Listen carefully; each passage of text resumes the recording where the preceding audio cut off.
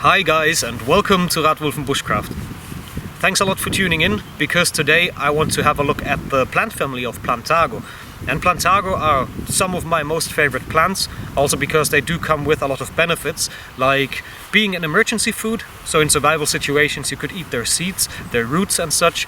You could use the leaves to boil them into a spinach basically, but they also come with a lot of medicinal uses. So they help to treat burns, wounds, bruises, also a cold. So it's a really important plant for us bushcrafters, because we can use it out here in the field if we need to. We can take it home and process it into a product.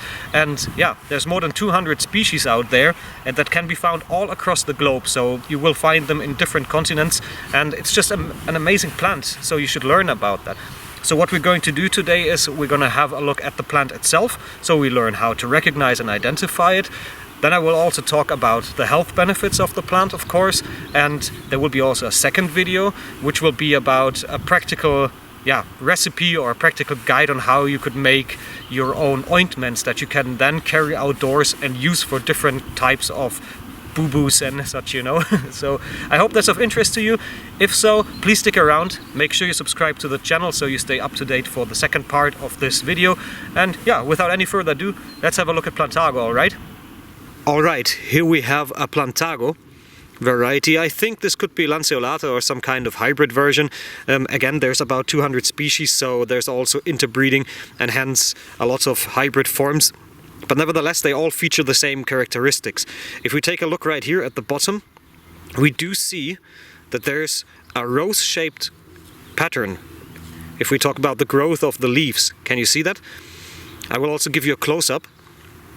But yeah, if we take a look at this, basically with one central point, from that point all the leaves are growing out in outer directions, and just like a rose shape around like that. Also very distinct are these flower cobs.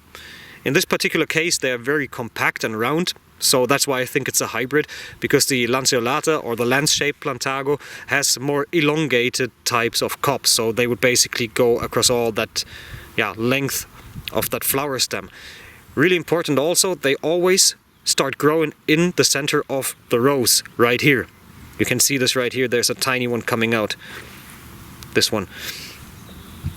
And it's also pretty interesting that these flowers have very, very distinct leaves.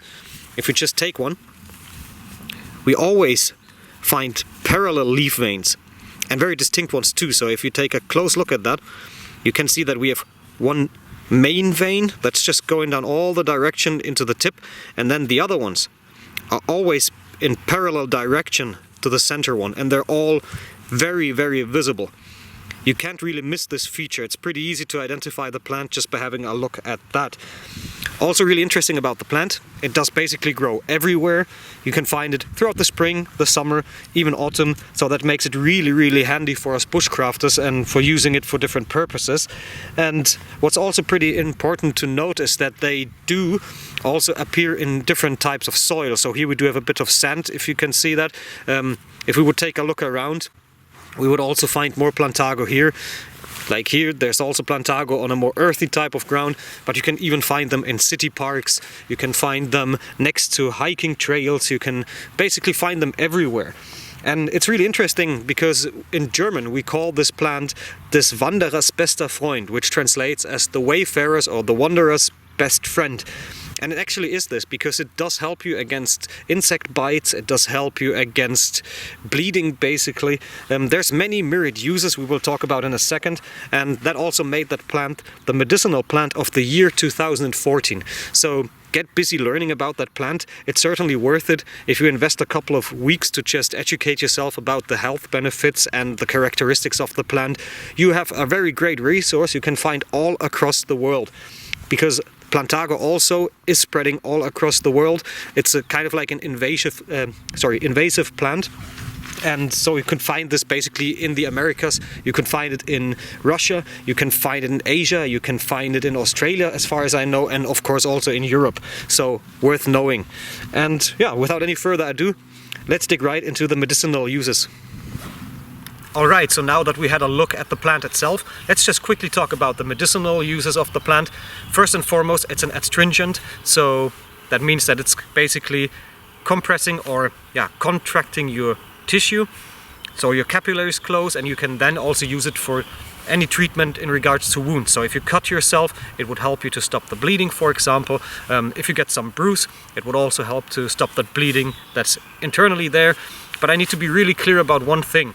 Please don't listen to any kind of survival instructor who tells you that you can just take the raw plant, chew it up and spit it in a wound, or just rub it on an open wound. That's incredibly dangerous, because for one reason, the plant is usually infested with Clostridium tetani. If I pronounce it right, yeah, Clostridium tetani, that's the bacteria. And these bacteria are causing tetanus. You probably know about that disease, right? And what basically happens out here is that animals are letting go of their droppings. Then on the surface, on the ground, these bacteria will reproduce. And as far as Plantago is always grown on the surface, most Plantago plants are also hosts for that bacteria on the outside.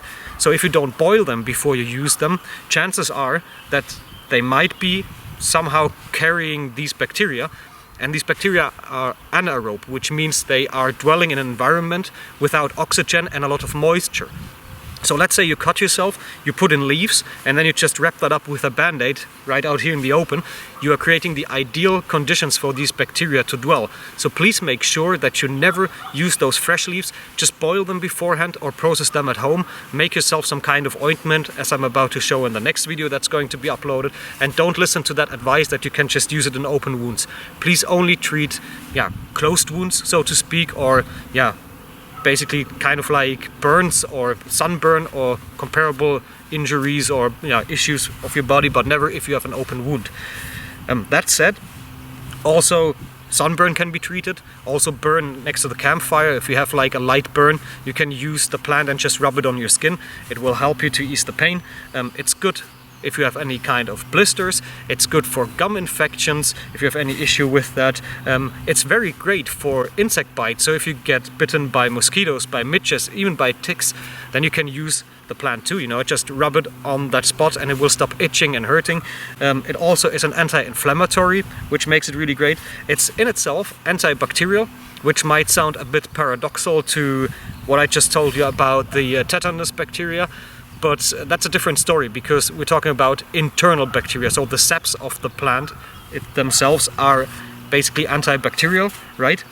And it's also important to note that this plant is diuretic. So it's basically increasing your production of urine, and you would have to go pee more, and hence also slowly dehydrate if you would take it in exuberant amounts, so in too high amounts, and not just for therapeutical reasons. Alright, I hope that all makes sense to you.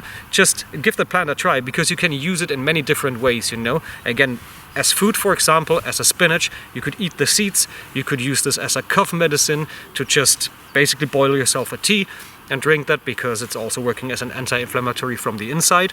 That's also great. And again, also for outer treatments of tiny wounds, tiny scratches and such, it's perfectly fine for as long as you boil it. And if it's for burns, or for insect bites, don't worry too much. Just rub that plant on top of your skin, just like so, and it will help you to ease the pain. So I hope you could learn something from that. If so, as usual, please make sure you give this video a thumbs up. And also make sure to subscribe to the channel, of course. If you have any remark, leave a comment below. And I hope you enjoyed the video. Up until next time, have a great time outdoors. Take care. Bye bye.